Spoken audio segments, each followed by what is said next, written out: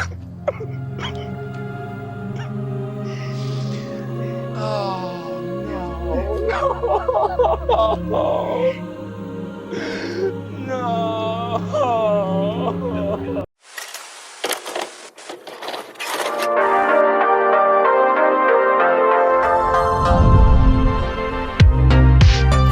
Hello there guys, gals, ladies and gentlemen, my name is Leigh Paladin and welcome back to my weekly review and recap of the Halo TV series.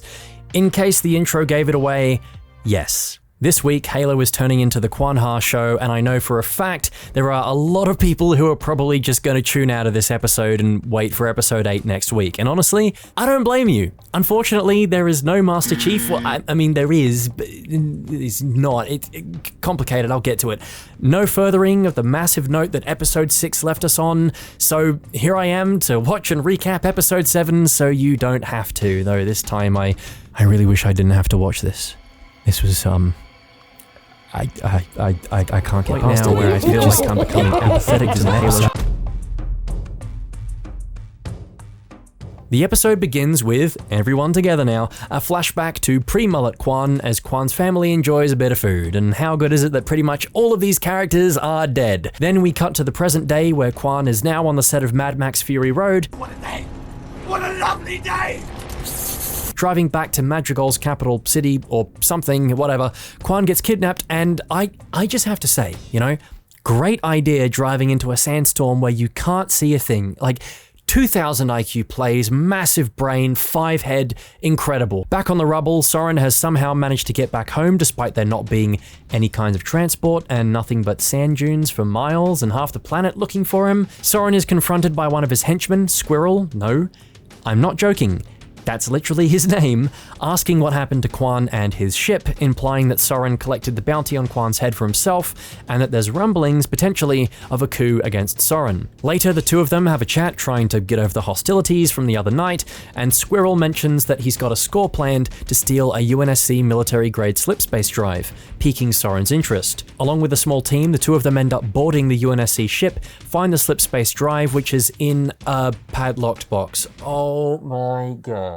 There's only so far my suspension of disbelief goes, but you're telling me that something as expensive as a slipspace drive, something that is supposed to cost an arm and a leg, a ridiculous amount of money, and its only safeguard is a fucking padlock. We are in the future. It is the 26th century, as if there's not some kind of electronic safeguard on that box. And secondly, that is not a slipspace drive, alright? That is a slipspace drive. No way that melted car engine is getting a UNSC frigate from one side of the galaxy to another. Once they get the stuff back to the rubble, Soren decides to mess with the controls on a forklift and crush Squirrel's foot, asserting dominance in the only way a scumbag ex-Spartan pirate can do. A little bit later, Soren's wife convinces him to go back and help Kwan out, saying that Vincha has tripled the bounty on her head, and I guess out of some sense of moral obligation, Soren looks like he'll be going back to Madrigal, because the first thing I think when someone leaves me for dead out in the middle of the desert and takes my gun is, yeah, I really want to go back and help them. Kwan wakes up at the camp of the Mystics. How much of a coincidence is that, huh? She gets told to go looking for the Mystics, and they just so happen to find her in the middle of a sandstorm. That is an incredible series of events. Kwan pesters them to tell her what her dad found out from them that made him so protective of Madrigal, despite telling her she's not ready yet. Guess what happens? They tell her anyway. Exposition dump happens, something about Kwan's forefather and how they found the hydrogen fuel that keeps the planet's economy afloat, along with a visitor from another time and place, presumably a forerunner of some kind that explained his purpose that was to be handed down through the generations. You got that so far? Good, because it just gets completely wackier from here on out.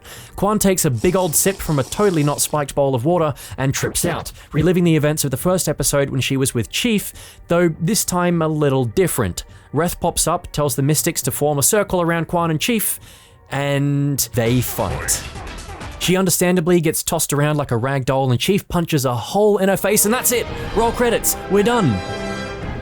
No, we're not. Jokes, she respawned, this time going at Chief with a knife. Maybe go for the parts of the undersuit visible, you know, like the soft parts, just an idea. Kwan tries again and again to take down the Chief, getting absolutely smacked around every time. Eventually she gives up, and Chief stretches out his hand, and his helmet just magically disappears, and she shows Kwan what appears to be a Forerunner monitor.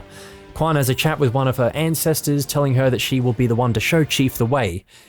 Wait, hey, hold up a minute there. The ancestor shapes his appearance to resemble Kwan's father, revealing that the hole the monitor came out of is a portal, powered by all the hydrogen deposits that they're sitting on, and it won't open until the planet is safe.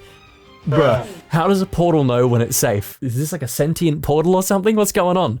Kwan goes back to the scene of the battle from the first episode, while Vincher interrogates and shoots one of Kwan's old affiliates, trying to find out where she is. Turns out they didn't need to interrogate her, because they know exactly where Kwan is anyways, courtesy of the latest Apple product, Find My Terrorist, now with thermal imaging. Soren eventually meets up with Kwan, intending to keep his promise to John to keep her safe. Vincher rocks up with his merry band of morons, who are led into a trap as Kwan loads up the facility's main sky pipe with hydrogen gas. Their plan is to shoot the pipe, sparking a chain reaction, blowing it up and hiding in the vault, which will probably protect them. Yeah, that worked really well for all those kids when the Covenant attacked. Of course, things don't quite go to plan, and the sky pipe is apparently jammed or something, so Kwan goes under it to get it fixed while Soren fends off against Vincher's goons. Kwan blows up a dude with a plasma grenade left over from the fight with the Coveys. Vincher manages to score a good shot on Soren, threatening to finish the job and kill him if Kwan doesn't show herself. And I shit you not, Kwan finds the CGI assault rifle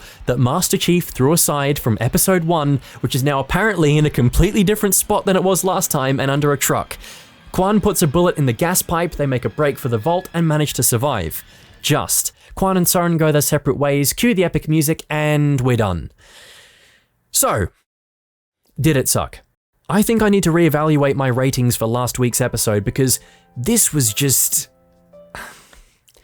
it was another level of bad, you know? Like, last week I was passionately pissed off with how many issues I had with the episode, whereas this, I was just apathetic towards it. I really didn't care. There were definitely some interesting things in there, some little sprinkles of potential. Soren's knife fight was kinda neat, but I'm truly baffled at their decision to ruin the flow from last week and divert their attention strictly to Kwan's story after the massive note that episode 6 left off on. I'm feeling a little more comfortable with bumping episode 6 up to a 3.5 or a 4 out of 10 now, as even though it was full of filler and full of poorly delivered dialogue and all this other crap, it was at least somewhat interesting and made for an engaging story. Whereas this week, I'd feel comfortable giving it a 2.5, maybe even a 2 out of 10. The action sequences, while short, are done fairly well. I loved seeing Soren finally kick some ass and show off his capabilities as a Spartan, and I think this plotline might finally be building up to something else, but I don't like where it's going. I swear to God, if that portal in the well is the gateway to Halo or something, we're gonna have some problems. Not to mention this whole ancestral mission that was given to Kwan's forefather then passed down through the generations, to me is sounding very much like a Gaesh or Jean song, which was something established in Halo 4 and the Forerunner trilogy of novels and stuff. Which leads me to the question, is Kwan also a Blessed One? I don't believe she ever touched the Forerunner artifact like Chief did, so could she also be imbued with strange Forerunner powers? Ooh. Or is her genetic mission strictly to guide Chief to, I can't believe I'm saying this. I can't believe this is the portal in the well. Is this like a highbrow literary reference that I don't understand or something? Am I missing the point here? Am I going completely mad, or is this sounding just as ridiculous to me as it is to everyone else? This episode was not only the most detached from the rest of the series, but also from the franchise as a whole. It felt very out of place and like it's slowed the pace of the show down to a crawling speed. I'm kind of hoping that we don't see Kwan again, in all honesty. I hope they just tie off her story arc here, you know, on Madrigal and call it a day. I mean, no disrespect to Yeren Ha, who plays Kwan from one Aussie to another. She's doing the best she can with what she's been given, but I just don't care for the character. Maybe it's me being stuck in my ways of only seeing Halo a specific way, playing the games my whole life and reading the books and comics, but I'm just struggling to accept her in this whole arc. It's a comparison you've probably heard a lot of, but it just feels like generic sci-fi to me. It just doesn't fit in. Did you enjoy episode 7 of the Halo TV series? Let me know in the comment section down below. There's not long to go before the first season of the Halo TV show wraps up, so if you want to know when my reviews go live, make sure to subscribe to the channel as well. You wouldn't. You're way scared.